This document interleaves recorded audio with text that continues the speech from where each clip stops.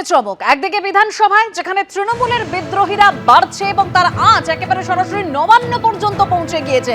একদিকে বিধানসভার ছবি দেখতে পাচ্ছেন, 58 জন তৃণমূল বিধায়ক তারা আজকে বৈঠক করেন, যেখানে ঋতব্রত বন্দ্যোপাধ্যায় বহিষ্কৃত বিধায়ক, তাকে বিরোধী দলনেতা হিসেবে সেই প্রস্তাব আজকে স্পিকারের কাছে তারা দিয়েছেন, চিঠি দিয়েছেন। তারা বিকেল 4টে পর্যন্ত স্পিকার অপেক্ষা করতে বলেছেন, অর্থাৎ বিকেল 4টের মধ্যে 4টের সময় বলা যেতে পারে বিধানসভার যে চিত্রটা সেটা পরিষ্কার হয়ে যাবে। আর তারই মধ্যে নবান্নর ছবি আপনারা দেখতে পাচ্ছেন। নবান্নে মুখ্যমন্ত্রী শুভেন্দু অধিকারীর প্রশাসনিক বৈঠক, যেখানে একের পর এক তৃণমূল বিধায়করা তারা হাজির হচ্ছেন। কুণাল ঘোষ হাজির হয়ে গিয়েছেন ইতিমধ্যেই, নয়না বন্দ্যোপাধ্যায়, জাভেদ খান থেকে শুরু করে অশোক দেব এবং ফিরহাদ হাকিমকেও দেখা গিয়েছে। আমার প্রতিনিধিরা এই মুহূর্তে আমার সঙ্গে রয়েছেন, একদিকে অনির্বাণ বিশ্বাস, শিবাশিস মৌলিক এবং উজ্জ্বল মুখোপাধ্যায় রয়েছেন আমাদের সঙ্গে। তবে শুরুতেই শিবাশিস। একদম তাই। দেখো, শুরুতেই তোমায় বলি যে এর আগে যদি ছবিগুলো দেখা যায়, তৃণমূল কংগ্রেস জমানায় বা মমতা বন্দ্যোপাধ্যায় যে সময় মুখ্যমন্ত্রী হিসেবে তিনি প্রশাসনিক সভা করতেন, সেখানে বিরোধীদের ডাকা হতো না, এই অভিযোগ উঠে আসতো বিভিন্ন সময়। এরপর শুভেন্দু অধিকারী মুখ্যমন্ত্রী হওয়ার পর তিনি যে প্রশাসনিক সভাগুলি করলেন, আজকে তার চতুর্থ প্রশাসনিক সভা। কারণ প্রথমটি ছিল শিলিগুড়ি, তারপরে দুর্গাপুর, তারপরে কল্যাণী এবং আজ হাওড়াতে। সেক্ষেত্রে কিন্তু নজর দেওয়ার মতো যে শিলিগুড়ির ক্ষেত্রে একজন মাত্র তৃণমূল বিধায়ক ছিলেন ওই এলাকাতে, সিতাইয়ের বিধায়ক, তাকে আমন্ত্রণ জানালেও তিনি আসেননি। দুর্গাপুরের ক্ষেত্রে 5টি জেলার সেখানে সভা হয়েছিল, বিরোধীদের আমন্ত্রণ জানানো হয়েছিল, একজন তৃণমূল বিধায়ক আসবেন বলেও তিনি আসেননি, এমনটাই কিন্তু সরাসরি জানিয়েছিলেন মুখ্যমন্ত্রী শুভেন্দু অধিকারী। এরপর কল্যাণীতে আমরা দেখলাম 3টি জেলার সেখানে যে প্রশাসনিক সভা হলো, তাতে সাংসদ কাকলি ঘোষ দস্তিদার তিনি এলেন, 6 জন তৃণমূলের বিধায়ক এলেন। সেক্ষেত্রে বলা হয়েছিল দলের মধ্যে যারা বিদ্রোহী, অর্থাৎ তৃণমূল কংগ্রেসে যারা বিদ্রোহী হয়ে উঠছেন, তারাই শাসক দলের সঙ্গে বন্ধুত্বে আগ্রহী হয়ে উঠছেন এবং তারা প্রশাসনিক বৈঠকে যাচ্ছেন। যদিও সাংসদদের ক্ষেত্রে বিশেষ বিশেষ সাংসদকেই প্রয়োজন অনুযায়ী ডাকা হবে, একথা আগেই জানিয়েছেন শুভেন্দু অধিকারী। কিন্তু বিরোধী বিধায়কদের প্রত্যেককে ডাকার জন্য নির্দেশ আগেই দিয়ে রেখেছেন মুখ্যমন্ত্রী শুভেন্দু অধিকারী। এর আগের প্রশাসনিক সভাগুলিতেও ডাকা হয়েছিল। সেক্ষেত্রে তৃতীয় প্রশাসনিক সভায় যেখানে মাত্র 6 জন এসেছিল, আজকে চতুর্থ প্রশাসনিক সভায় অর্থাৎ হাওড়া, কলকাতা এবং দক্ষিণ 24 পরগনা মিলিয়ে ইতিমধ্যেই অন্তত 20 জন তৃণমূল বিধায়ক এসে পৌঁছেছেন, এমনটাই কিন্তু নবান্ন সভাঘরের বৈঠক সূত্রে জানা যাচ্ছে। একদম শিবাশিস, ঠিক যেরকম আমাদের প্রতিনিধি জানাচ্ছিলেন যে এখনো পর্যন্ত নবান্ন সভাঘরের সূত্র মারফত যা জানা যাচ্ছে, 20 জন তৃণমূল বিধায়ক এখনো পর্যন্ত মুখ্যমন্ত্রীর যে প্রশাসনিক বৈঠক, সেই বৈঠকের জন্য নবান্নে উপস্থিত হয়েছেন। অন্যদিকে বিধানসভায় সেই দিকে আমাদের নজর থাকবে, কারণ বিকেল 4টের সময় সেই চিত্র আরো পরিষ্কার হয়ে যাবে। আমাদের প্রতিনিধি উজ্জ্বল মুখোপাধ্যায় বিধানসভার সামনে থেকে রয়েছেন।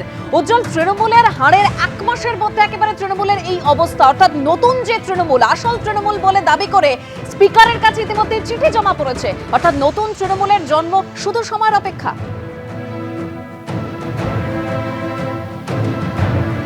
দেখো, আনুষ্ঠানিকভাবে অধ্যক্ষ তিনি যদি স্বীকৃতি দেন এবং আনুষ্ঠানিকভাবে অধ্যক্ষ বিরোধী দলনেতাকে চিঠি দিয়ে জানান, তাহলেই কিন্তু বলা যেতে পারে যে বিধানসভার কক্ষে আবার নতুন তৃণমূল কংগ্রেসের জন্ম হলো। এটা হচ্ছে সাংবিধানিকভাবে, একটা হচ্ছে রাজনৈতিকভাবে, আরেকটা হচ্ছে সাংগঠনিকভাবে। এই যে ভেতরে যেটা হলো এটা সাংবিধানিক, অর্থাৎ সংবিধানের নিয়ম অনুযায়ী 2/3 মেজরিটির বিধায়ক তারা যদি দাবি করেন যে তারাই আসল দল এবং তাদের পরিষদীয় দলনেতা হিসেবে তারা যাকে নির্বাচিত করবেন, যাকে মনোনীত করবেন, তাকে স্বীকৃতি দেওয়া। এই স্বীকৃতি পাওয়ার সঙ্গে সঙ্গেই কিন্তু সাংবিধানিকভাবে তারাই কিন্তু প্রধান বিরোধী দলের তকমা পাবেন। সেক্ষেত্রে তৃণমূল কংগ্রেস তারা দাবি করতেই পারবেন যে তারাই হচ্ছে আসল তৃণমূল কংগ্রেস, অন্তত বিধানসভার ভেতরে। এবং বাইরে কি হবে, রাজনৈতিকভাবে কি হবে, সে তো অন্য প্রশ্ন। জানা যাচ্ছে 4টে পর্যন্ত অধ্যক্ষ সময় চেয়েছেন, তিনি সমস্ত দিক খতিয়ে দেখছেন। দুটো বিষয় কিন্তু খুব স্পষ্ট।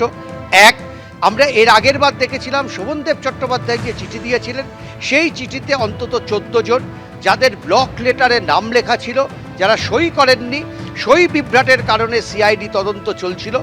ফলে স্বাভাবিকভাবে এবার কিন্তু সেই বিভ্রাটের কোনো জায়গা নেই, কারণ একেবারে নৌশাদ আলী কক্ষে বসে এই বৈঠক হয়েছে এবং সেই বৈঠকের মিনিটস এবং যারা উপস্থিত ছিলেন 58 জন, তারা শুধু সই করেননি, তা সশরীরে অধ্যক্ষের সামনে হাজির হয়েছিলেন এবং সেই চিঠি তারা তুলে দিয়েছেন।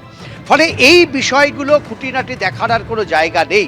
আইনগত দিক বিভিন্ন দেখে আজকে হয়তোবা অধ্যক্ষ তিনি ঘোষণা করবেন যে বিরোধী দল হিসাবে তিনি কাকে স্বীকৃতি দিচ্ছেন এবং বিরোধী দলনেতা হিসাবে তিনি কাকে স্বীকৃতি দিচ্ছেন, চিফ হুইপ হিসাবে তিনি কাকে স্বীকৃতি দিচ্ছেন। আমাদের কাছে যতটা খবর সেটা হচ্ছে 3:30-4টে নাগাদ আবার হয়তো সন্দীপন সাহা অথবা ঋতব্রত বন্দ্যোপাধ্যায়রা তারা বিধানসভায় ফিরবেন এবং এমনও শোনা যাচ্ছে যে মুখ্যমন্ত্রী শুভেন্দু অধিকারী তিনিও আজকে বিধানসভায় আসতে পারেন, তিনিও অধ্যক্ষের সঙ্গে কথা বলতে পারেন। ফলে তার উপস্থিতিতে এই স্বীকৃতির পত্র দেওয়া হবে কিনা, নাকি আগেই এই স্বীকৃতি দেওয়া হবে, নাকি পরে দেওয়া হবে, সেটা কিন্তু শুভেন্দু অধিকারী বিধানসভায় এসে পৌঁছানোর পরই বোঝা যাবে। তবে একটা বিষয় স্পষ্ট, তৃণমূল কংগ্রেসের যে ভাঙন গত কয়েকদিন ধরে দেখা যাচ্ছিল, যে ভাঙন ক্রমশ ক্ষোভ বিক্ষোভের জায়গায় ছিল, আজকে কিন্তু আনুষ্ঠানিকভাবে সেই ভাঙন স্বীকৃতি হতে চলেছে এবং যারা এখনো পর্যন্ত বিদ্রোহী বিধায়ক, অধ্যক্ষ চিঠি দেওয়ার সঙ্গে সঙ্গেই তারাই হয়ে যাবে কিন্তু আসল তৃণমূল কংগ্রেসের বিধায়ক। একদম উজ্জ্বল, তুমি আমাদের সঙ্গে থাকো। আজকে একেবারে বিধানসভায় প্রবেশের সময় যে পরতে পরতে চমকের কথা বলছিলাম, সেই আঁচ পাওয়া গিয়েছিল যখন সন্দীপন সাহা, সাবিনা ইয়াসমিন, মুস্তাফিজুর রহমান তারা যখন আজ বিধানসভায় প্রবেশ করেন। ঠিক কি বলেছিলেন সেই সময় তারা, শোনাবো। করার পরে যা বলার মিটিং এর পরে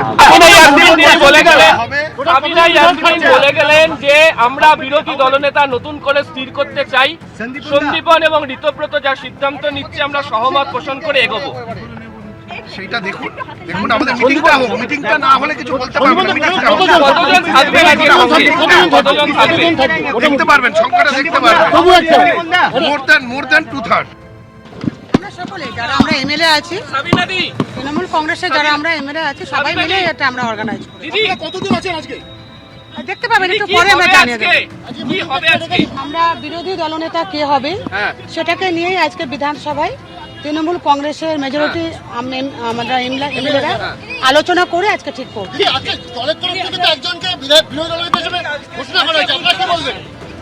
এখনো পর্যন্ত তো আমাদের অফিসিয়ালি উনি পাননি।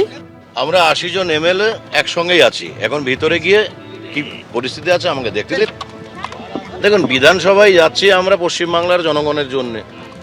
সেখানে সই ডুপ্লিসিটি করা যদি কেউ করে থাকে, আমি জানি না, অন্তত আমি কোথাও করি না, করে থাকে, এটা অবশ্যই একটা ভুল কাজ। বিধানসভার কোনো বিধায়কের সই ডুপ্লিকেট করা হবে না।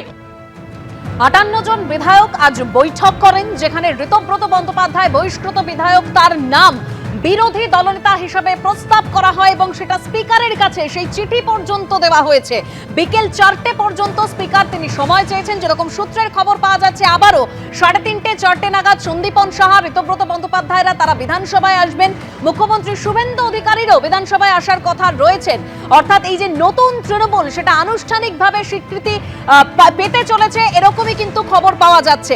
এরই মধ্যে যেরকম আমরা দেখতে পাচ্ছি যে নবান্নে যে বৈঠক, মুখ্যমন্ত্রীর যে প্রশাসনিক বৈঠক, যেখানে কুণাল ঘোষ, নয়না বন্দ্যোপাধ্যায়, জাভেদ খানকে আমরা দেখতে পেয়েছি একেবারে গতকাল তিনি ক্ষোভ উগরে দিয়েছেন। তিনি একের পর এক চাঞ্চল্যকর অভিযোগ করেছেন। তারা আজকের এই মুখ্যমন্ত্রীর প্রশাসনিক যে বৈঠক, সেই বৈঠকে যোগ দিয়েছেন। কি আপডেট রয়েছে, আমি আমাদের অপর প্রতিনিধি নবান্ন থেকে রয়েছেন অনির্বাণের কাছে চলে যাব। অনির্বাণ,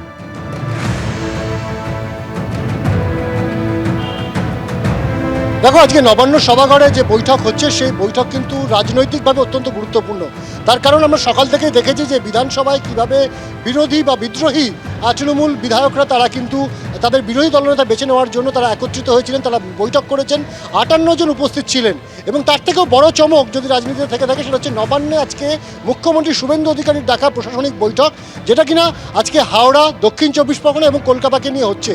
এবং সেই জায়গায় দেখা গেল যে যারা বিদ্রোহী বিধায়ক তৃণমূল কংগ্রেসের, তারা যেমন উপস্থিত রয়েছেন, তার পাশাপাশি অবশ্যই উল্লেখযোগ্যভাবে আমরা দেখলাম নয়না বন্দ্যোপাধ্যায়, কুণাল ঘোষ এবং ফিরহাদ হাকিম তারাও কিন্তু উপস্থিত হয়েছেন। তুমি জানো যে 2026 ডিসেম্বর মাসেই কিন্তু কলকাতা পুরসভার পুরো ভোট রয়েছে। তার আগে এই যে মুখ্যমন্ত্রীর ডাকা প্রাক বর্ষা যে বৈঠক, মূলত বর্ষার সমস্যা এবং প্রত্যেক বছর বর্ষার সময় যে একাধিক মানুষজন মারা যায় রাস্তায় বিদ্যুৎস্পৃষ্ট হয়ে, ডেঙ্গুর মতন সমস্যা, মশাবাহিত রোগের মতো সমস্যা, এই সমস্ত বিষয়গুলো নিয়ে হাওড়া, দক্ষিণ চব্বিশ পরগনা এবং কলকাতাকে নিয়ে বৈঠক, এবং সেই বৈঠকে কলকাতার পোর্টের বিধায়ক তথা কলকাতা পুরসভার মহানাগরিক ফিরহাদ হাকিম তিনি নিজে সশরীরে উপস্থিত হলেন। ফলত জল্পনা কিন্তু রাজনৈতিকভাবে আরও বেড়ে যাচ্ছে যে যারা বিধানসভায় ছিলেন না তাদের অনেককেই দেখা যাচ্ছে মুখ্যমন্ত্রী বৈঠকে।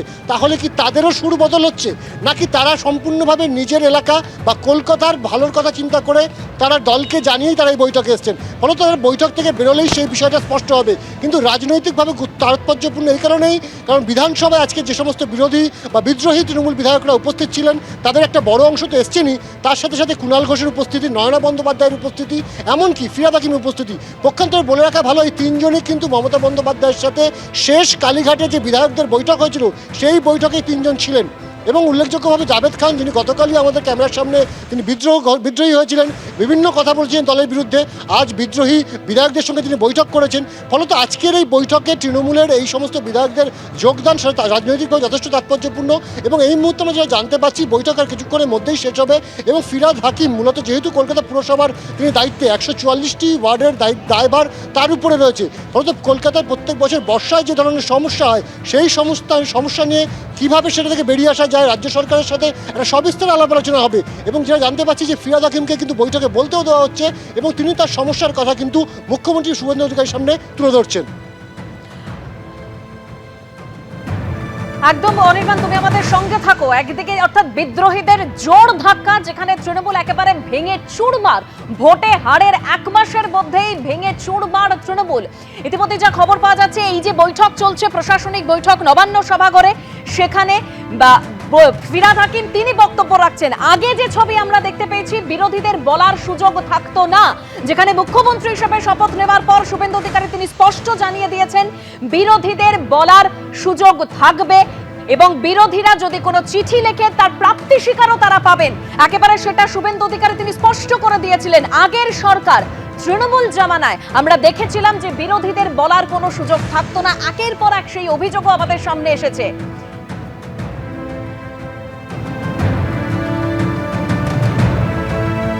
কল্যাণীতে যে প্রশাসনিক বৈঠক হয়েছিল, যেখানে কাকলি ঘোষ দস্তিদার সহ যেরকম অনেক বিধায়ক সেখানে গিয়েছিলেন, নবান্ন সভাঘরে মুখ্যমন্ত্রীর এই প্রশাসনিক বৈঠক, যেখানে জানা যাচ্ছে যে এখনো পর্যন্ত 20 জন তৃণমূল বিধায়ক তারা উপস্থিত হয়েছেন সেখানে।